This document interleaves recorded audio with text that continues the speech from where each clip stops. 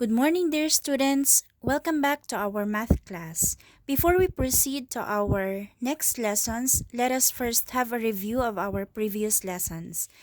We have area of pyramid.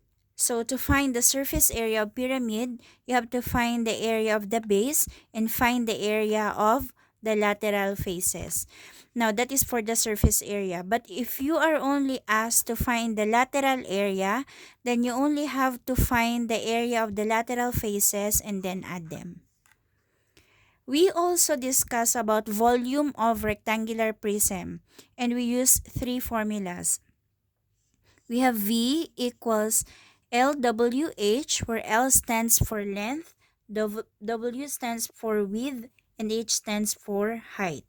So you just have to multiply those three dimensions, and then you will have the volume of the rectangular prism. We also have V equals capital letter B times H. Capital B stands for the area of the base, and H stands for height. So you have to find the area of the base and then multiply by the height of the prism, then you will have the volume. Another thing is if you have a cube, so if it's a cube, then the faces are squares. That means they have the same measurement of sides. So we will have S, and then since we are having volume, then we will just raise it to the third power. So V will be S to the third power. So the measurement of each side will be multiplied by itself 3 times. And for all of this, for the volume, do not forget to use the exponent 3 since we are multiplying 3 dimensions. So that's it for our review. Let's proceed to our new lesson today. We will have recognized statistical questions. So, what is a statistical question?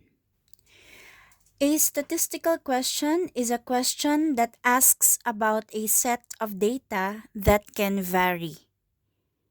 And what is a set of data?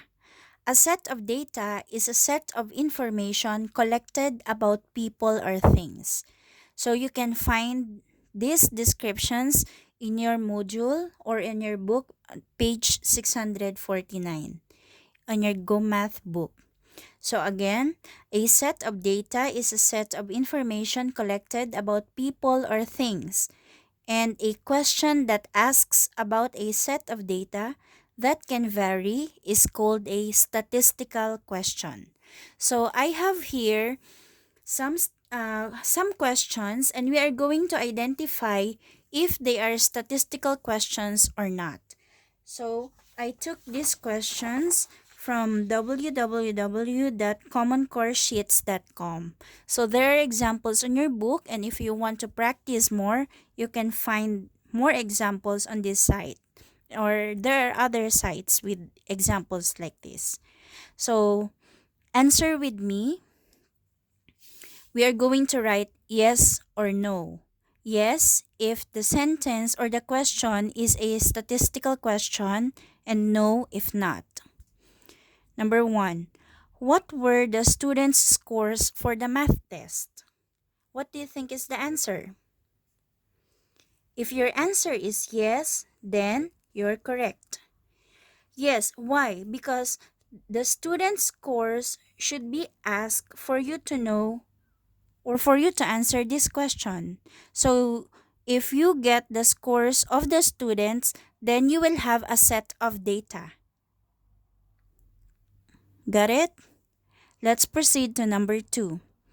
Which class earned the most points? Yes, the answer is no.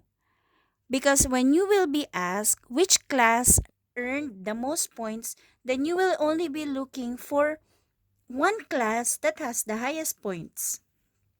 And if you are just looking for one class, then it will not show a set of data. Therefore, it doesn't fit the description of statistical question. Number 3. How long is each girl's hair in your class? What's your answer? Yes. So for number 3, you are going to get the length of each girl's hair in your class. So upon getting all the lengths, for example, girl 1, you'll write the length of the hair. Girl 2, girl 3, and so on. So after doing that, then you will have a set of data. Number 4, how many branches does the oak tree have? Okay, the answer is no. Why? Because you will just look for an oak tree and then count its branches. So, you'll just have the number of branches for that oak tree and you will not have a set of data. Number 5. How long did each person take to eat lunch? The answer is yes. What clue in the sentence give you the idea that the answer is yes? Okay, each person. That means you are going to write down the time each person finishes his or her lunch. Then you will have a set of data by that. Number 6. What were the scores for the basketball team this season? It is yes, because you are going to get all the scores for all the team for this season. So for team 1, you have this score, team 2, you have this score, team 3, you have this score, and so on. So after that, you will have a set of data. Number 7. How many cities had more than 2 inches of snow? Yes or no? The answer is no, because you will just give the number of cities that had more than 2 inches of snow. So you'll only have one answer for that. And it is not showing a set of data. Number 8. How many girls are in your class? So question number 8 is somewhat similar to question number 7. You will just give the number of girls in your class. Number 9. How many goals did the home runs did the home team score? The answer is no again, because you are just going to give the number of goals the home runs did. And number 10, how much money did the different classes earn? Yes or no? Yes. Why yes? Because you are going to get the amount of money each class earn. And after getting that, then you will have a set of data.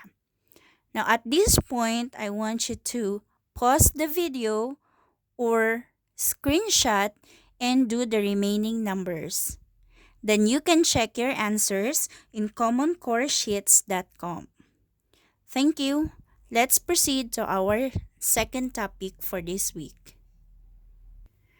Our second topic is entitled Describe Data Collection. So you can also check your module as you watch this video. If you find the first lesson easy, then you will find this easier. So I have here one example, and you can find this example on your book, page 657. So again, it's in Go Math 6 book, page 657.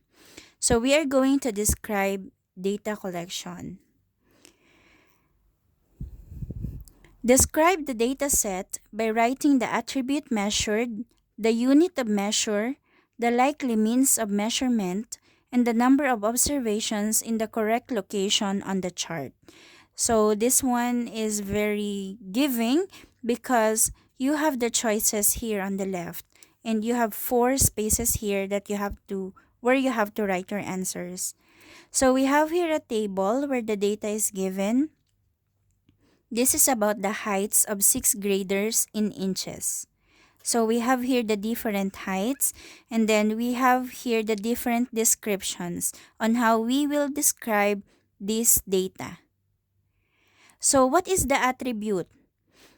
Since we have the choices here, then you can choose here. So attribute is the thing that is being described in our data. So what is the data all about?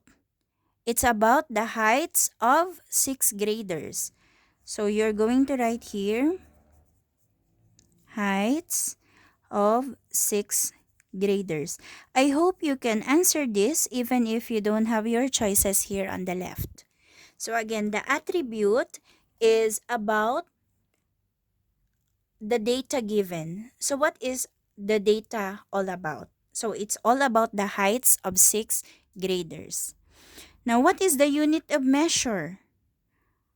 It's written here, the unit of measure is inches. Next, likely means of measurement. That means what instrument or what tool are you going to use to measure these heights of sixth graders?